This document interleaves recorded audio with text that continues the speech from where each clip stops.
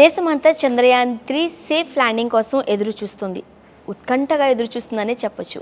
ఎందుకంటే చంద్రయాన్-2తో నేర్చుకున్న గుణపాఠాలతో ఇస్రో శాస్త్రవేత్తలు మరింత సేఫ్గా దించడానికి అహర్నిశలు శ్రమించారని తెలుస్తోంది. మరికొద్ది గంటల్లోనే చంద్రయాన్-3 చంద్రుడిపై సేఫ్గా ల్యాండ్ అవ్వాలని ప్రతి ఒక్కరూ కోరుకుంటున్నారు. సో దీని గురించి మాట్లాడడానికి ప్రస్తుతం మనతో పాటు ఉన్నారు ఓయూ యూనివర్సిటీ నుంచి అసిస్టెంట్ ప్రొఫెసర్ శ్రీరామ్ గారు. నమస్తే సార్. నమస్తే సార్, ప్రస్తుతం చంద్రయాన్-3 మరికొద్ది గంటల్లో ఈరోజు సాయంత్రం 6:04 ల్యాండ్ అవుతున్న తరుణంలో సేఫ్గా ల్యాండ్ అవ్వాలని అందరం కోరుకుంటున్నాం, రైట్? ఫస్ట్ ఆఫ్ ఆల్ ఏం చెప్తారు? ఈసారి ఇస్రో శాస్త్రవేత్తలు అందరూ బాగా వర్క్ చేశారు ల్యాండింగ్ పైన. లాస్ట్ టైం చంద్రయాన్-2 ఫెయిలియర్స్ అన్నీ వాళ్ళు ఇన్పుట్స్ తీసుకుని ఈసారి అంతా గైడింగ్ సిస్టమ్ అంతా ఆటోమేటిక్ పెట్టారు. సో అది డిసెంట్ ఆపరేషన్ అనేది 30 కిలోమీటర్స్ వర్టికల్ హైట్ నుంచి అది డిసెంట్ అవుతుంది. Typically 70 to 20 minutes operation. అది అంతా ఆటోమేటిక్ ఉంటుంది. ఇంకా గ్రౌండ్ బేస్ కమాండ్స్ ఏం వెళ్ళవు.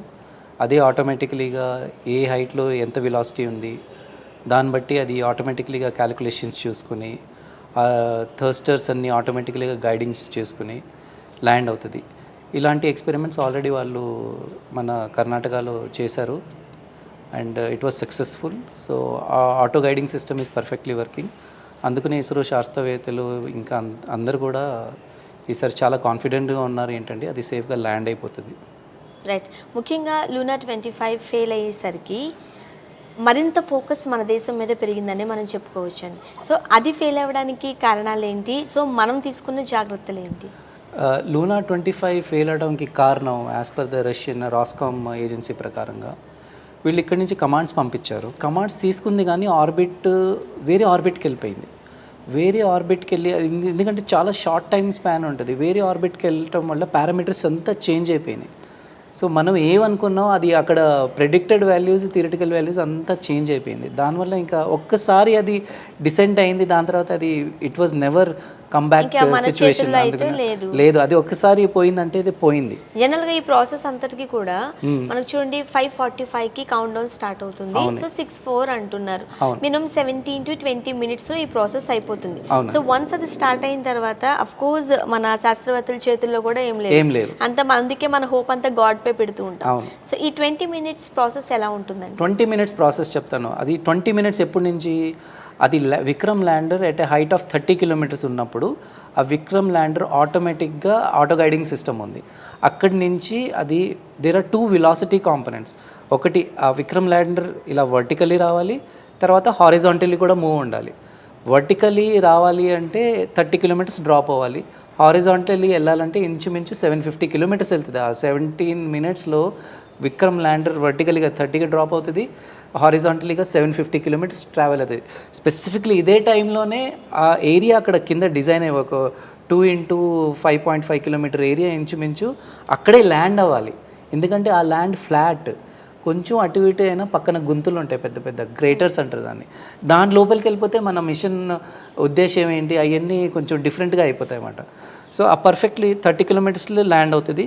మళ్ళీ అక్కడ ఆటోమేటిక్ థ్రాటల్ సిస్టమ్ ఉంది, ప్రపల్షన్ థర్స్టర్ సిస్టమ్ అంటారు కదా, అవన్నీ ఆటోమేటిక్గా ఉన్నాయి. సో ఆటో గైడింగ్ సిస్టమ్ అంటే అది ప్రపల్షన్ ఎక్కువ చేయాలా తక్కువ చేయాలా, ఒకసారి కొంచెం కిందగా ఎక్కువ వచ్చేసింది అనుకోండి మళ్ళీ ప్రపల్షన్ అయ్యి మళ్ళీ పైకి వస్తుంది, మళ్ళీ కిందకి వస్తుంది. ఒక డిఫైన్డ్ ఆర్బిట్లోనే అది వెళ్ళాలి. అది ఆటోమేటిక్ గైడింగ్ సిస్టంలో అన్నీ ఆల్రెడీ సిమ్యులేట్ చేశారు, ఫీడ్బ్యాక్ చేశారు, టెస్ట్ కూడా చేశారు. సో ఈసారి డెఫినెట్లీగా అది ల్యాండ్ అయ్యే ఛాన్సెస్ చాలా ఎక్కువ. సో మీరు చెప్పినట్టే చంద్రయాన్-2లో ఓన్లీ ఒక్క దగ్గర మాత్రమే చూస్ చేసుకోవడం వల్ల క్రాష్ అయింది అని అంటున్నారు. కాదు. రీజన్ అక్కడ ఏంటంటే అది కిందగా ఆ ఆర్బిట్లో మన కమాండ్ బేస్ గ్రౌండ్ నుంచి పంపిస్తున్నాం.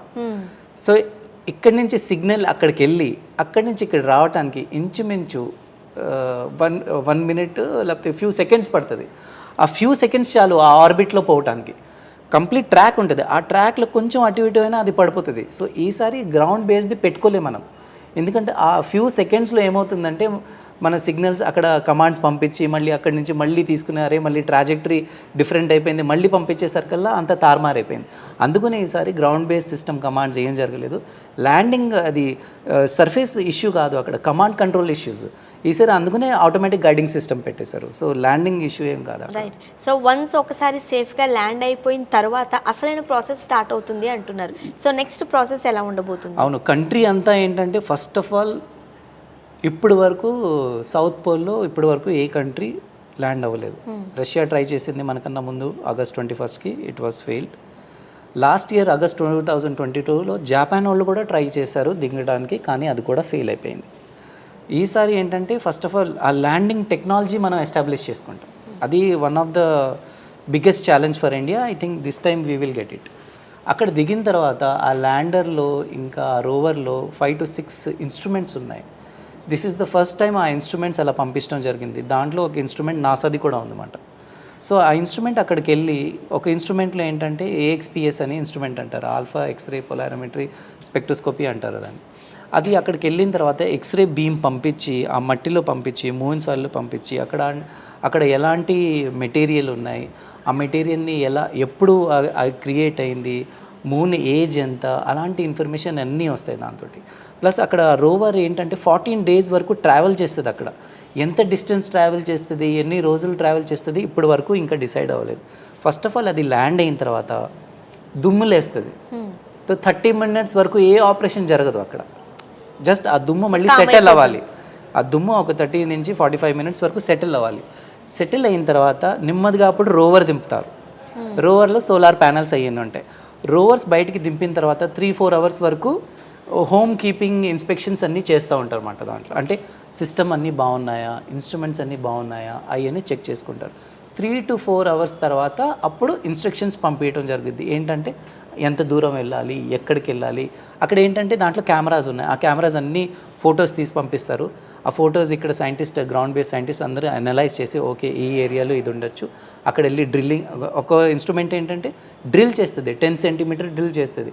ఆ 10 centimeter డ్రిల్లింగ్ ఏంటంటే ఎందుకు చేస్తున్నారు, అది అక్కడ టెంపరేచర్ ఎలా వేరీ అవుతుంది, మూన్ సాయిల్ లోపల టెంపరేచర్ ఎలా వేరీ అవుతుంది, ఆ ఇన్స్ట్రుమెంట్ ఉంది. కొన్ని ఇన్స్ట్రుమెంట్స్ సిస్మాలజికల్ ఇన్స్ట్రుమెంట్స్ ఉన్నాయి. సిస్మాలజీ అంటే మూన్లో కూడా క్వేక్స్ వస్తాయి, మన అర్త్ క్వేక్స్ లాగా మూన్లో కూడా క్వేక్స్ వస్తాయి. సో ఆ క్వేక్స్ అంతా చేస్తారు. నాసాది ఒక ఇన్స్ట్రుమెంట్ ఉంది. నాసా ఏంటంటే అక్కడి నుంచి మన earth distance, actually moon earth distance vary అవుతూ ఉంటుంది. Moon is actually going away, it is very small, కానీ అది దూరం వెళ్ళిపోతుంది. సో అది డిస్టెన్స్ ఎంత వేరీ అయింది ఏంటి, దానివల్ల మనకి ఏమైనా ఎఫెక్ట్ అవుతుందా లేదా, అలాంటి ఇన్స్ట్రుమెంట్స్ ఉన్నాయి. సో 14 daysలో కంప్లీట్లీ డాటా, ఎంత మంచి డాటా కలెక్ట్ చేస్తే అంత మంచిది. ఆ డాటా మళ్ళీ గ్రౌండ్ బేస్డ్ రాడార్ సిస్టమ్స్కి పంపించడం జరుగుద్ది. దాని తర్వాత అది అనలైజ్ చేయడం జరుగుద్ది, which will take at least 3 to 6 months అని అన్నారు. అనలైజ్ చేసిన తర్వాత మన రిజల్ట్స్ రావడం జరుగుద్ది. ఆ రిజల్ట్స్ చాలా ఇంపార్టెంట్ రిజల్ట్స్ ఉన్నాయి. సో అది సైంటిస్ట్ వాళ్ళు డిక్లేర్ చేస్తారు తర్వాత. అండ్ దక్షిణ ధృవాన్ని ఎందుకు చూస్ చేసుకున్నారు అనేది ఒక. సో దక్షిణ ధృవాన్ని చూస్ చేసుకుంటాం కారణం ఏంటంటే చంద్రయాన్ 1 అప్పుడు వెళ్ళింది కదా 2008లో. అక్కడ మనం ఒకటి ఇంపాక్టర్ పంపించాం. ఆ ఇంపాక్టర్ మనం కనుక్కుంది ఏంటంటే అక్కడ నీళ్లు ఉన్నాయి మన దగ్గర. చంద్రుడి పైన వాటర్ ఉండింది. సౌత్ పోల్లో ఫస్ట్ టైం మనం డిటెక్ట్ చేసాం నీళ్ళు. అక్కడ ఇంకోటి రీజన్ ఏంటంటే ఇప్పటి వరకు ఏ కంట్రీ వెళ్ళలేదు అక్కడ. సో అక్కడ సాయిల్ కాంపోజిషన్ అయినా, మినరల్ కాంపోజిషన్ అయినా ఇప్పటి వరకు ఎవరు టచ్ చేయలేదు. అంటే అది ఒరిజినల్ కాంపోనెంట్ ఆఫ్ మూన్ అన్నమాట. సో 4.5 billion years నుంచి ఎలా ఉందో అలాగే ఉంది. సో ఫస్ట్ టైం మనం వెళ్ళి టెస్ట్ చేస్తే కొత్త ఇన్ఫర్మేషన్ ఏమైనా వస్తుందా, మినరల్ కాంపోజిషన్ ఏంటి, అక్కడ ఏమేమి మెటల్స్ ఉన్నాయి, ఫ్యూచర్లో అక్కడ హ్యూమన్ మిషన్స్ ప్లాన్ చేసి, ఎందుకంటే మనకి నీళ్లు కావాలి కదా, ఏదైనా చేయాలంటే మనకి నీళ్లు కావాలి. ఆ నీళ్ళ నుంచి మనం ఎనర్జీ క్రియేట్ చేయొచ్చా, ఆక్సిజన్ తీసుకోవచ్చా, హైడ్రోజన్ తీసుకోవచ్చా, అలాంటి ఎక్స్పెరిమెంట్స్ అవన్నీ ఫ్యూచర్ మిషన్స్ కోసం ఈ మిషన్ చాలా చాలా ఇంపార్టెంట్. జనరల్గా ఇప్పుడు చంద్రుడి పైన వాటర్ ఉన్నట్లయితే H2Oని మనమే ప్రిపేర్ చేసుకోవచ్చు, ఆక్సిజన్ ఉంటుంది. సో మనుషులు కూడా అక్కడికి వెళ్ళి నివాసయోగ్యాలు ఏర్పరచుకోవచ్చు. సో అక్కడ కూడా మనం చూస్తూ ఉన్నాం ఇప్పుడు సోషల్ మీడియాలో, రైట్? అక్కడ కూడా చాలా మంది వెళ్ళిపోయే అవకాశం ఉంది అన్నట్టుగా వార్తలు. అవును, అందుకనే మనం వాటర్ని చూస్తున్నాం. వాటర్లో బోత్ హైడ్రోజన్ ఉంటుంది, ఆక్సిజన్ ఉంటుంది. ఆక్సిజన్ మనకి వాడచ్చు, హైడ్రోజన్ తోటి ఎనర్జీ ప్రొడ్యూస్ చేయొచ్చు. ఎనర్జీ మనం మంచిగా ప్రొడ్యూస్ చేస్తే మన ఇన్స్ట్రుమెంట్స్ అయినా, అక్కడ ఏదైనా బిల్డింగ్ అయినా, ఏదైనా ఎలక్ట్రిసిటీ కావాలన్నా అవన్నీ ఏర్పడటానికి ఈజీ. అందుకనే మనం సౌత్ పోల్ని టార్గెట్ చేస్తాం. రైట్. ముఖ్యంగా రైట్, ఇంతకుముందు మనం డిస్కస్ చేసినట్లు ఇప్పటి వరకు ఏ దేశం కూడా దక్షిణ ధ్రువం మీద వెళ్ళలేదు. సో ఫస్ట్ మనమే వెళ్తున్నాం కాబట్టి యావత్ భారతదేశమే కాదు, ప్రపంచవ్యాప్తంగా ఉన్న దేశాలన్నీ కూడా మన మీదే ఫోకస్ పెట్టాయి. ముఖ్యంగా మన ఇస్రో శాస్త్రవేత్తలను చాలా అప్రిషియేట్ చేస్తున్నారు, రైట్? ఏమంటారు? అవునండి, ఇప్పుడు ఫస్ట్ టైం మనం అప్పుడు చంద్రయాన్ 1 పంపించినప్పుడే మనం అక్కడ వాటర్ కనుక్కున్నామని అది పెద్ద మీడియాలో న్యూస్ వచ్చింది. పెద్ద పెద్ద జర్నల్స్లో, సైంటిఫిక్ జర్నల్స్లో అది పేపర్ పబ్లిష్ అయింది. చాలా గ్లోబల్ లెవెల్లో చాలా అప్లాస్ అయింది మన ఇండియన్ సైంటిస్ట్కి. అదే మనం అక్కడే అందుకునే ఫోకస్ చేస్తాం. ఎందుకంటే మూన్ నార్దర్న్ ఏరియాలో ఈక్వేటర్ బెల్ట్లో ఆల్రెడీ అమెరికన్స్, రష్యన్స్, చైనీస్ వెళ్ళిపోయారు. వాళ్ళన్ని శాంపుల్ డిటెక్ట్ చేసి south pole is still secret territory. ఇప్పటి వరకు ఎవరు వెళ్ళలేదు. సో ఇండియా మనం వెళ్ళటం అనేది చాలా ఇంపార్టెంట్ అయిపోయింది. ఇప్పటి వరకు ఎవరు దిగలేదు కూడా. దట్టు అభివృద్ధి చెందిన దేశాలన్నీ కొన్ని రీజన్స్లో లేకపోతే కొన్ని ఏరియాస్లో కాలర్ ఎగరేసుకుని తిరుగుతున్న తరుణంలో, సో అభివృద్ధి చెందుతున్న దేశాలకు పోటీగా మన దేశం ఉండి ఇప్పుడు మనం సగర్వంగా నిలబడే స్థానానికి ఇప్పుడు మనం కనుక సరిగ్గా ల్యాండ్ చేస్తే మనకి చాలా స్పేస్ సెక్టర్లో చాలా బిజినెస్ వచ్చే అవకాశాలు ఉన్నాయి. మిగతా కంట్రీస్కి మనం we are reliable in space travel and landing అనేది వాళ్ళకి ముద్ర పడిపోతుంది. మనకి అంత స్పేస్ బిజినెస్ అన్నీ ఫ్యూచర్లో మనకి రావడానికి చాలా అవకాశం ఉన్నాయి. ఆ పర్స్పెక్టివ్లో చూసుకుంటే this is a very important and very critical mission for India and as well as ISRO. And I hope that they are going to land very safe landing this time. ముఖ్యంగా ఇస్రో సైంటిస్టులు ఏదైనా ఒక ప్రయోగం చేస్తున్నప్పుడు శాటిలైట్ త్రూ మన phone కావచ్చు, communication వ్యవస్థలకు సంబంధించి ఇంప్రూవ్మెంట్ ఉంటుందేమో అనుకుంటున్నారు. మరి ఈ ప్రయోగంతో అలాంటి వైపు కూడా ఏమైనా మనం ఆలోచించవచ్చు? అది నెక్స్ట్ స్టేజ్ అవుతుందండి. ఇప్పుడు వరకు మనం ఏం చేస్తున్నాం అంటే లాస్ట్ టైం చంద్రయాన్ 2 పంపించిన కూడా గ్రౌండ్ బేస్డ్ కమాండ్స్ పంపించాం. దానివల్ల కొంచెం డిలే అవ్వడం జరిగింది, అంత ఫాస్ట్గా లేదు. ఈసారి చాలా అల్గారిథమ్స్ అన్ని ఫాస్ట్గా చేశారు, కొత్త సిస్టమ్స్ చేశారు.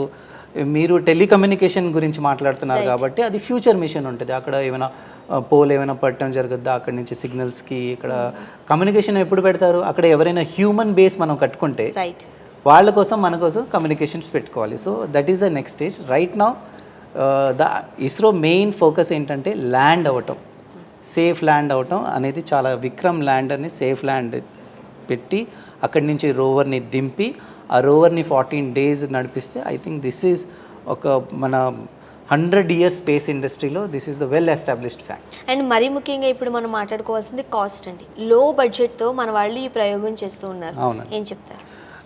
Almost what I heard is along 600 to 650 crores అయింది. పెద్ద బడ్జెట్ ఏం కాదు. ఇంత బడ్జెట్లో మీరు మూవీసే తీసేస్తారు. But it has more purpose than ఎందుకంటే మ్యాన్ కైండ్కి చాలా ఇంపార్టెంట్.